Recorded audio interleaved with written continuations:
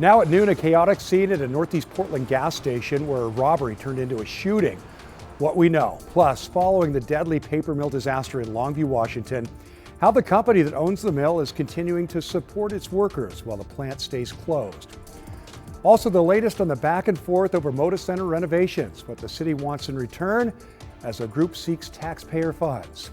And while we're in the middle of summer, some are already thinking back to school, how to save as we see higher prices.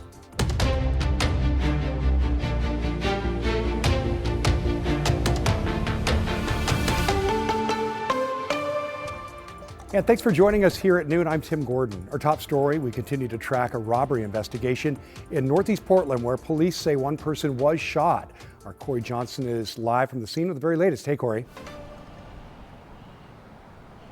Yeah, good afternoon, Tim. That's right. Portland police confirmed this morning this all started at a robbery here at this convenience store at the 76 gas station right near Northeast Broadway and Northeast Grant. Now, during that robbery, investigators say one person was shot and injured. That victim was taken to the hospital by ambulance, and so far police have not released any additional information about that person's condition. Investigators say the suspect or suspects left the scene before officers arrived. No arrests have been made so far. I spoke with two people this morning who said they saw the entire shooting play out. They tell me they witnessed the manager of the gas station being shot after they saw a group of people enter the store. The shooting happened and that same group rushed past them, running out of the store. We come back to get a soda, and then right before he gets to the door, just gunshots. And then they come out, almost push him over, and get in the cars and bail out. Were you afraid you were going to get shot? Yeah, we definitely were a little afraid we were going to get shot. Those two individuals also telling me the shooting happened within a matter of seconds. Now, the gas station here on Northeast Broadway and Grand currently closed. It closed early this morning, of course, after police received that call around 4:45. A window is also busted. The major crimes team was on scene early this morning working to identify who was responsible, gather more evidence and figure out exactly what led up to this shooting. But as we learn more details, we'll continue to keep you updated. Tim? Yes, we will. Thanks, Corey, very much. Oh, we have an update out of Longview related to the Nippon Dynawave paper mill disaster. The union representing the mill's workers announced the company will continue to pay workers through October 11th now. The previous end date was August 8th. Nippon Dynawave packaging has remained shut down since a large chemical tank ruptured, killing 11 people. The union said multiple independent investigations are still underway and remediation efforts continue, with more planning needed before mill operations can restart. And new at noon, a controversial proposal to ban hunting and fishing across the state may not end up on the November ballot. Secretary of State's office tells us in their first sample of signatures, nearly 200 out of 1,000 were found to be invalid. By state law, there will be a second and larger sample that will be verified.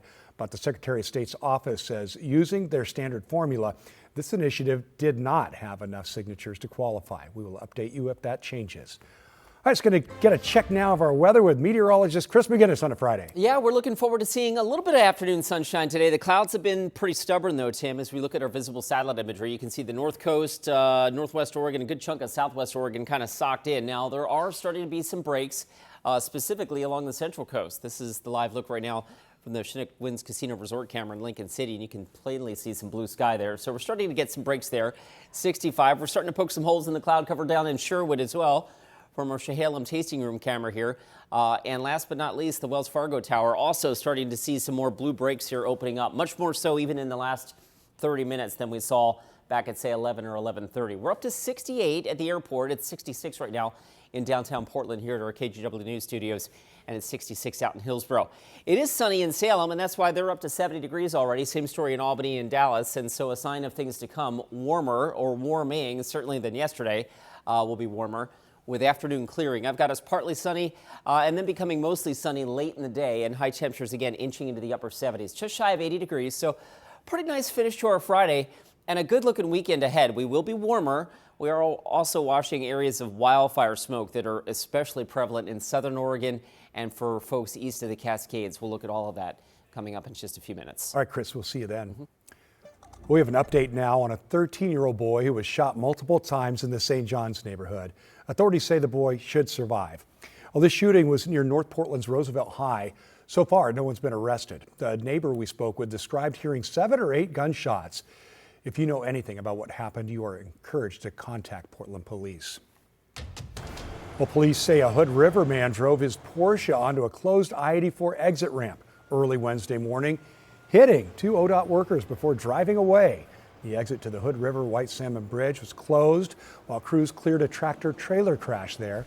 State police pulled over 43-year-old Gregory Polanski about 90 minutes later. Officers say Polanski told them he drove onto the closed ramp because he needed to get to work.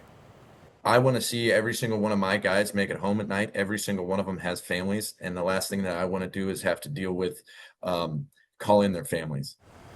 That is understandable. Well, the workers, thankfully, weren't seriously hurt. Polanski's now facing multiple charges, including assault, reckless driving, and hit and run. Well, 2 big questions we continue to ask. Who's paying for Moda Center renovations and what's the cost? The city of Portland has sent the Portland Trailblazers a term sheet, essentially a first draft of a proposal showing what the city wants in return for public funding. The city is asking for guarantees that the team won't leave and will use local union employees for the work.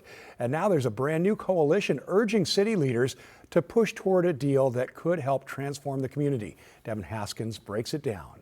We're talking about more than 40 businesses and organizations that are rallying public support for renovating Moda Center. And they say how the city responds will have massive implications for years to come. The group is called We Are Rip City. The coalition of local businesses and organizations launched Thursday, urging the city to support the Moda Center renovation project. Sport Oregon CEO Jim Etzel, one of several co-chairs, warning that if they miss this window, they say they will not get another. The growing list of supporters includes real estate companies, the Black Business Association of Oregon, the WNBA, and Moda Health.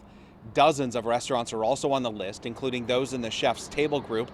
Chef's Table owner Kurt Huffman tells KGW that he believes the city should work with Blazers owner Tom Dundon, not against him.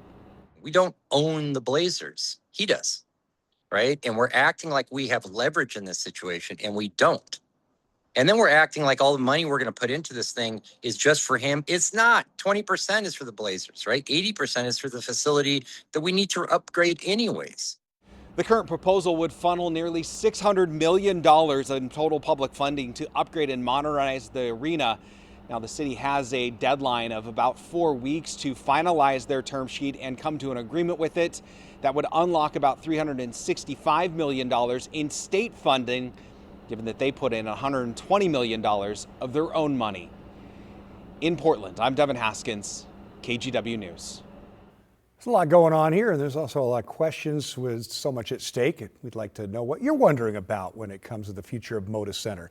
So you can text us your questions to the number you see on your screen right there.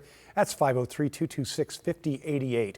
And we'll add it to our list as we work to clarify and get answers. In case you missed sunrise yesterday morning here, the show in the morning, the top story was the lightning and thunderstorms rolling across our area. We received a ton of incredible photos and videos of the storms, including this one you're looking at right now is an amazing photo taken by viewer Caleb in Beaverton. How often do you get to see a double rainbow and a lightning bolt all in one shot? That's pretty cool. And while those storms provided some incredible images, it also created some scary moments, even for first responders. The Amhill County Sheriff's Office posted on social media saying a canine from another agency went missing during yesterday's storms. Thankfully, that canine was located a short while later.